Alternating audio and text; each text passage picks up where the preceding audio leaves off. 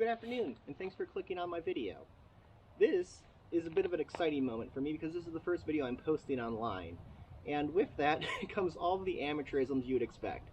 Kind of terrible camera placement, not unique shots, and questionable audio. But after reviewing the footage, I still think there's something to be gained from it. The trail that we ran was Nachi's Pass. Nachi's Pass is closed for a lot of the year due to the fact it's an elk habitat. But as the summer months move on, the elk kind of move into the valley area and the trail becomes open. There are some beautiful alpine views, some decent elevation gains, but the trail is kind of set up in a mostly ascend or descend depending on the direction you're running it. We ran it in a mostly descend direction. This was not necessarily what I would have liked to have done, but we ended up on the trail by accident, so you have to play the hand that's dealt to you sometimes. Let's get into it.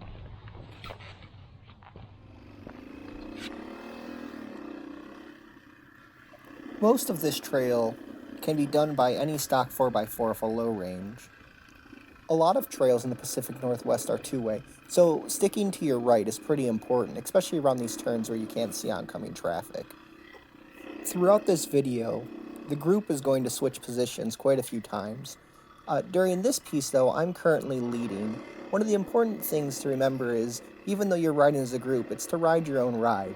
In this situation, I have a more experienced rider behind me, but I'm not going to let anyone push me faster than I feel comfortable going.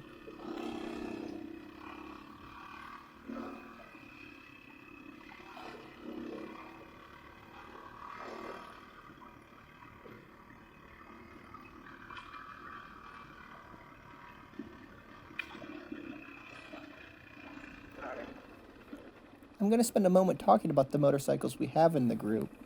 We have my bike, a 90s DR350, that isn't really modified, is more so just updated a bit with some of the components. Behind me, currently, we have a early 2000s Husqvarna TE610, and then behind the Husqvarna, we have a last year of the first generation KLR. And it is heavily modified to be more capable off-road. I have the least amount of experience on the Suzuki DR350. I'd purchased it late in the season last year and spent most of the winter applying needed maintenance and small customizations. I had initially planned to offload my Suzuki DR350 at the end of this season. However, the bike's been so wonderful to me, I'm thinking it's going to stick around for another. I may end up upgrading the suspension over this winter, though.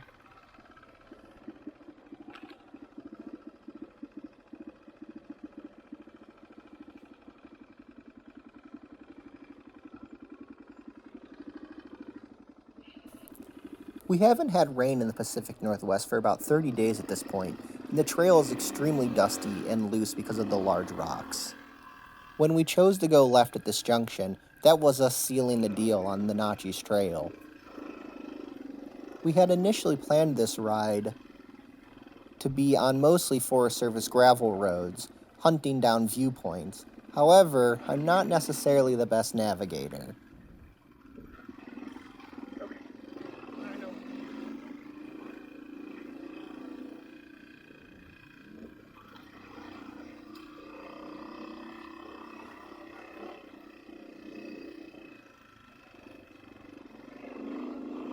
While I'll never admit to being a trail riding god, as we go through this video, I'm going to point out some tips and tricks for beginner riders, and just things to think about when you're hitting the trail for the first time, maybe in a season or maybe ever.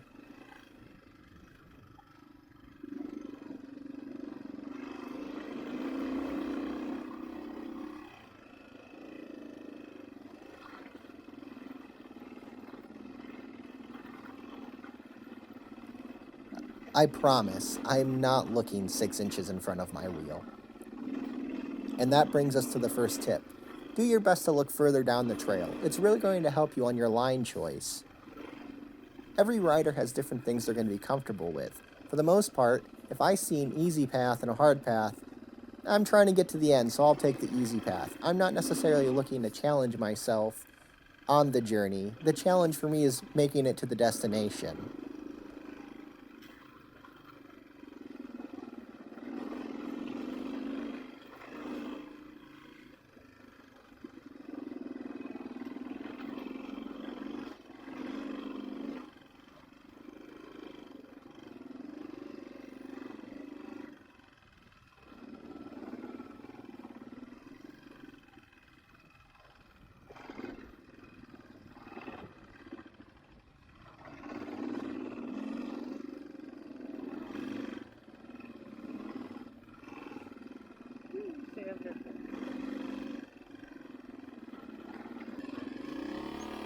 I feel that I need to make the obligatory action camera statement here. It looks steeper in real life. I think confidence is a very important part of any type of motorsport, especially trail riding. When it comes to climbing hills, if you can't imagine yourself at the top, it's going to be very hard to get there. For me, though, I kind of have the opposite of problem. I can always imagine myself at the bottom of the hill.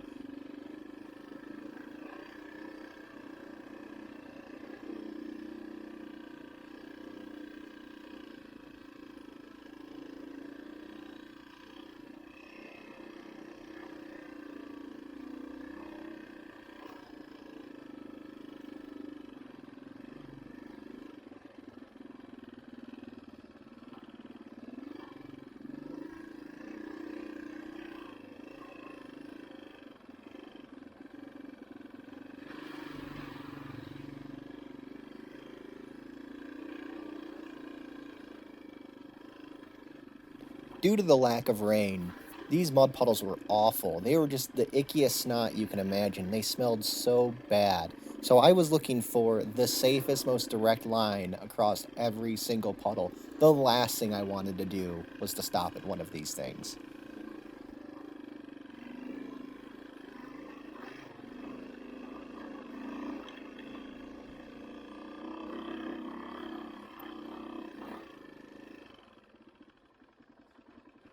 For most trail riding, I find myself in second gear.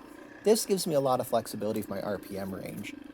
In second gear, I can get up to about 40 miles per hour if I really flog it. However, it also allows me to lug down to 10 and still give it the beans if required. If there's ever a situation where I need more power on an uphill while I'm in second gear, I can add more RPM by modulating the clutch.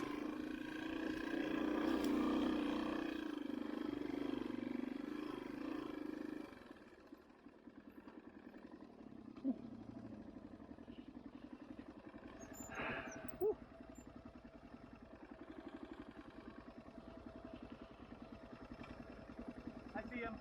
Okay.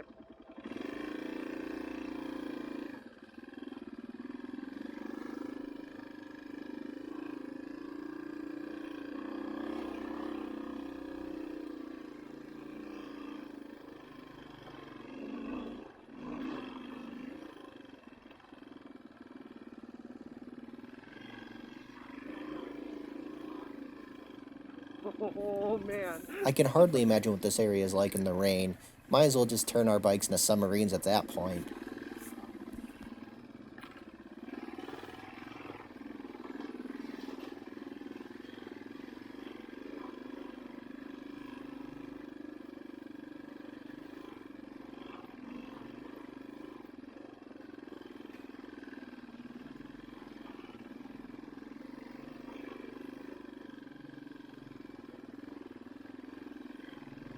We were very fortunate that the mud puddles had very solid bottoms. The trail had only been open for one day at this point, so none of the larger 4x4s have had the chance to get through and really tear them up. If you ever come across a trail obstacle that has wooden beams crossing it, think like a marshland or something similar, be very careful. They can be extremely slick when wet and covered in mud. It wasn't much of a concern for us this time, but always something to keep in mind.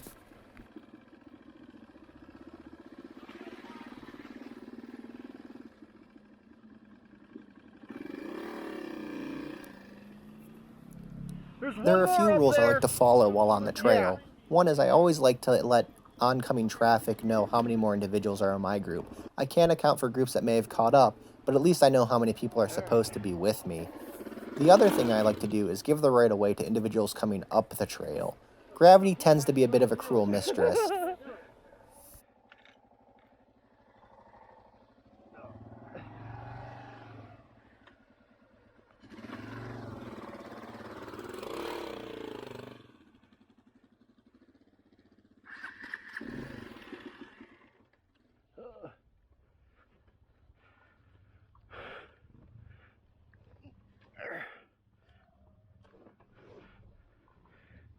For me, I'm going to use this obstacles features to help due to my position. I don't feel like attempting to loft the wheel over the obstacle, but I see it has a nice V-notch. When you can, if you run basically directly into a V-notch at a reasonable speed, it kind of acts as a step and sort of guides you up it.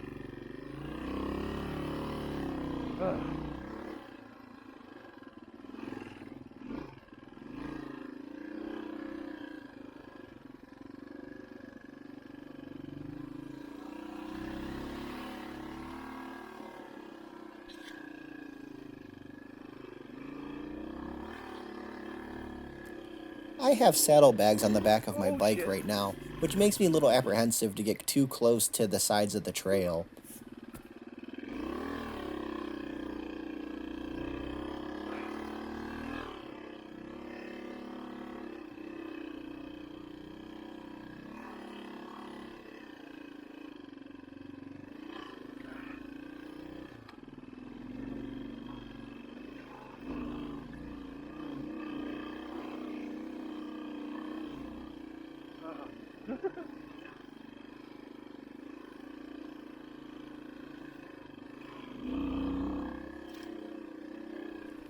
Different strokes for different folks, I suppose. However, I do often wonder how the people on the larger ADV bikes are getting on off-road trails. I have less than 30 pounds of gear on the back of my bike right now, and it makes the handling so much worse. Not only can I feel that weight on the rear, but it also limits my mobility while on the bike.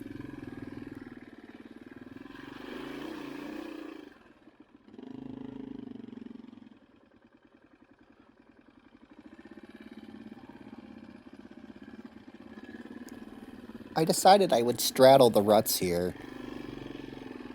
The ruts decided I wouldn't. Nothing a little counter steering can't fix.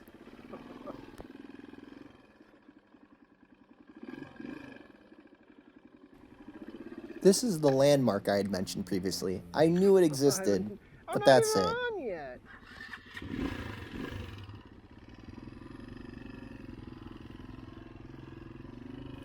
I now find myself in the middle of the pack. I have the TE610 in front and the KLR behind.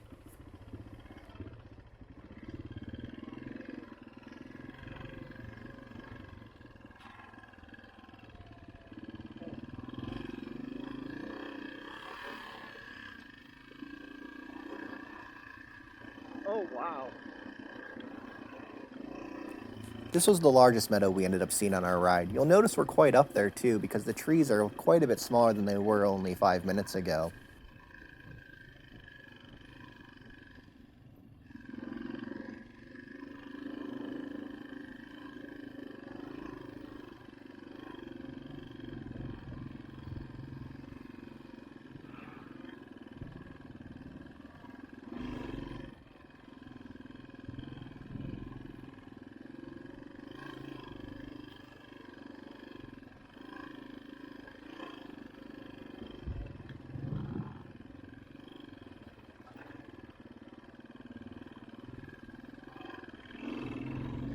With me being out of the lead, the dust is becoming more of a problem now. However, I wear high contrast goggles, so I'm still able to easily determine features on the trail.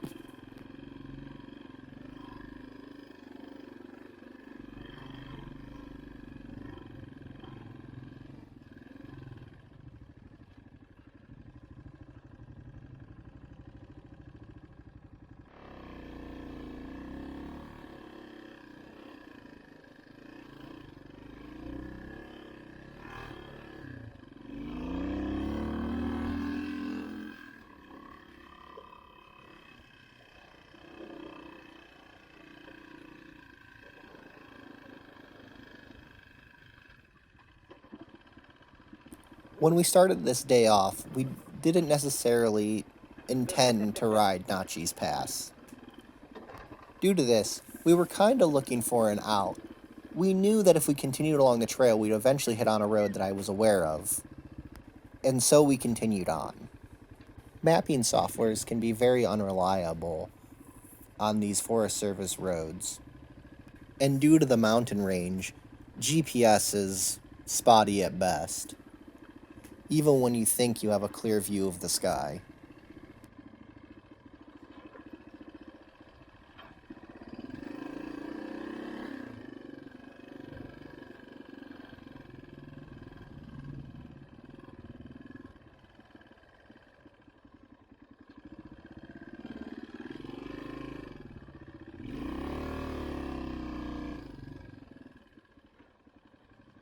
I really appreciate this bypass that the lead found. While there's nothing that's necessarily stopping us from continuing along the trail, the bypass was very established, so I didn't feel guilty about widening the trail.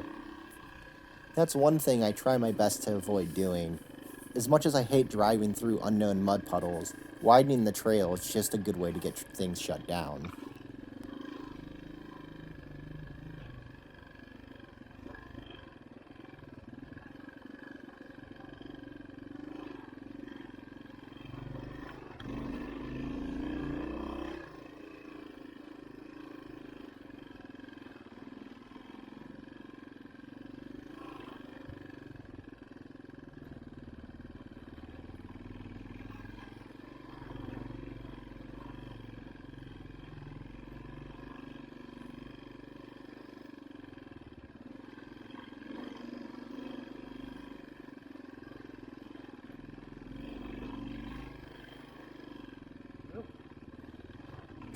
It's easy to misjudge the height of your foot pegs and get them snagged on obstacles like that, so I would advise proceeding with caution, or maybe just sticking to the high line.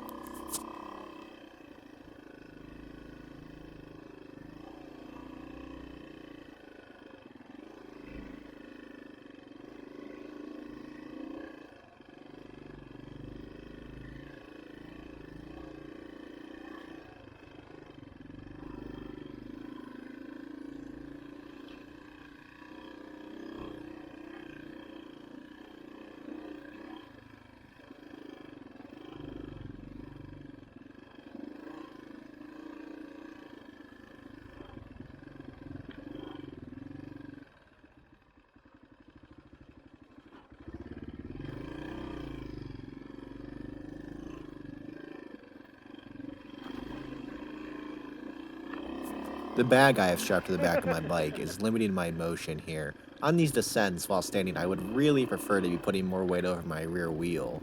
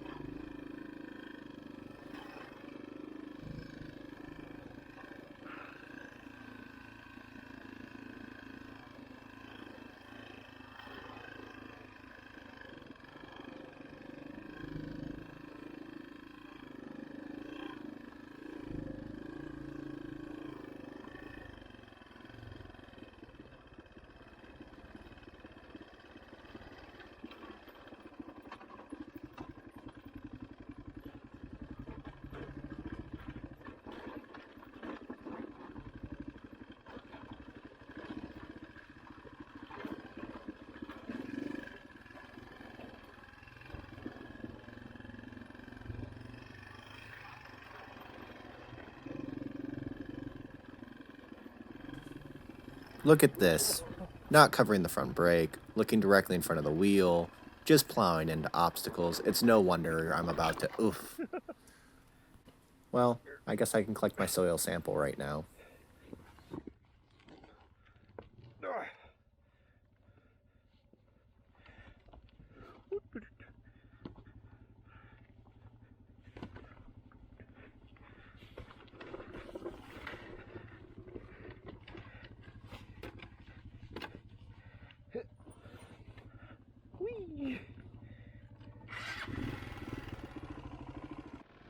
Sunny side. The camera's positioned better.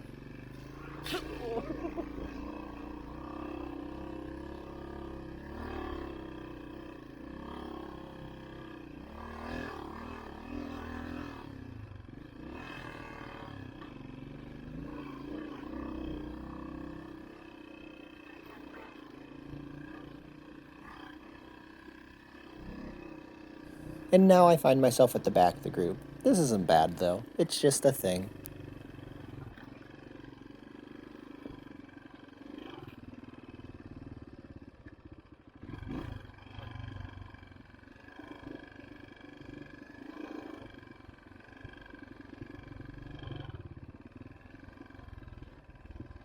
Oh, this is a downhill. We're gonna go high. Never mind, we're going low. Guess I didn't learn too much from that last incident. I ham-fisted the clutch. I'm not covering the front brake. I've stalled the engine. I let the trail take the wheel. I'm sure it's going to be fine.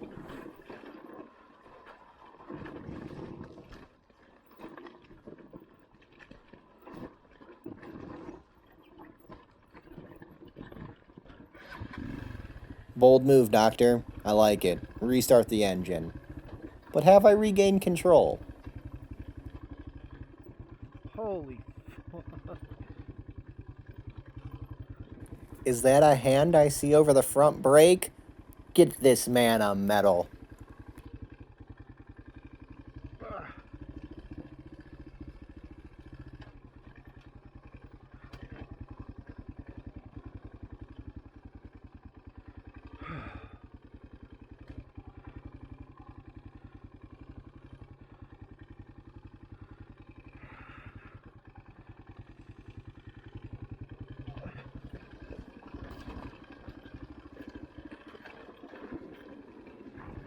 I didn't go down. I'm calling it a win. And this is a great time to talk about this technique you've seen a few times. It's the front brake, compress the front suspension, release, pull back, release the front brake to get yourself out of sticky situation technique. Very useful, especially when you don't want to waste too much energy.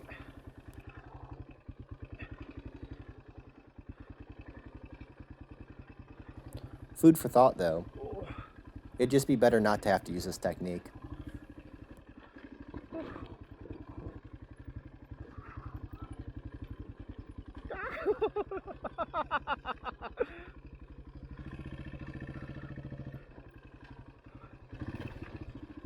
I just forgot we had a heat gun.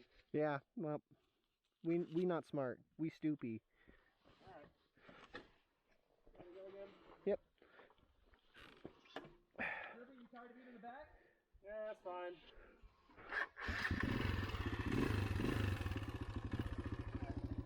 You leading? Oh, the lead? Yeah.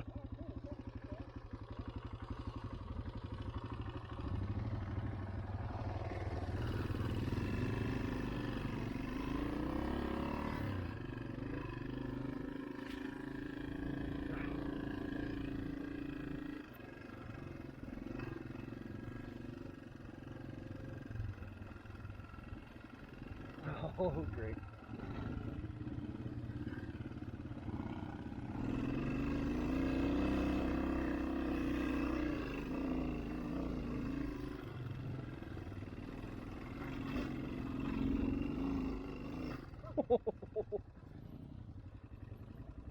Whew. I was not ready for that first thing! Nope. Oop. And there we go.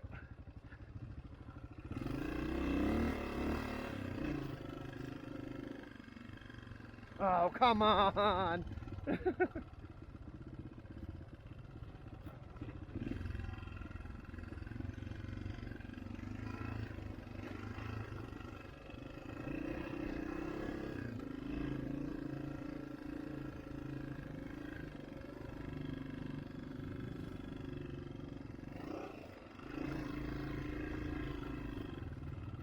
One more. Thanks, side-by-side guy, giving us the All right, cool. I'm the last one in the group sign. Brings a tear to my eye. You often hear about people battling it out with these side-by-side people. I've had nothing but pleasant experiences, but I don't find myself in places where you can really be out drifting. Downhill. If you think about it, it's just 2 4-letter words.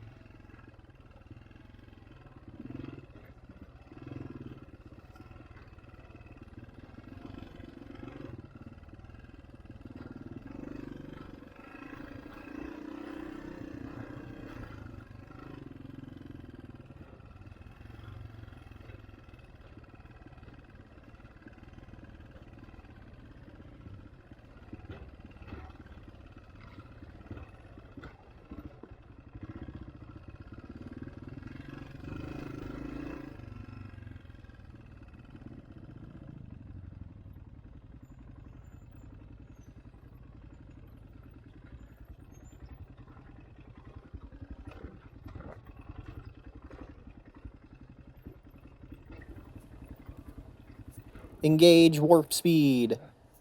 I would highly encourage everyone to be in full motocross boots while they're off-road, especially when on larger bikes like the KLR. This trail is relatively rocky and it'd be way too easy to get your leg pinned between a rock and the heavy bike. Even at slow speeds, that could cause some serious damage. We took a few-minute break after that tumble, just to make sure everything's fine. Adrenaline's a heck of a drug, and sometimes you won't realize for 5-10 minutes that maybe you're worse off than you think you are. It turned out that there was nothing wrong, so we continued on along.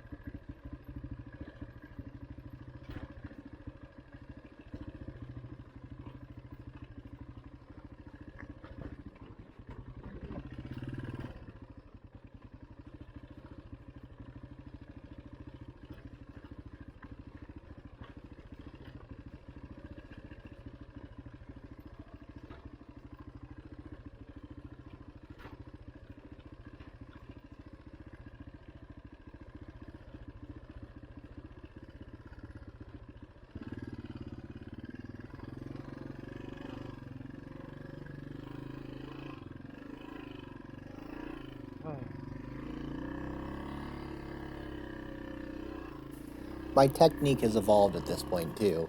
I'm now going downhill in first gear. It's really helping.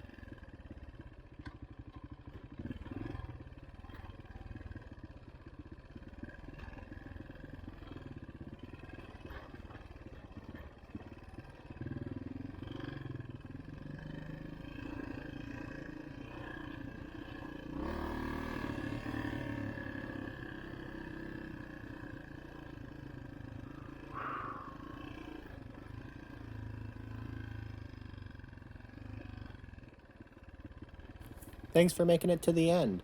This trail was a real hoot. I can't wait to run in reverse one day. These uphills are going to be a total blast. If you got a few more seconds to stick around, I have some photos from this ride.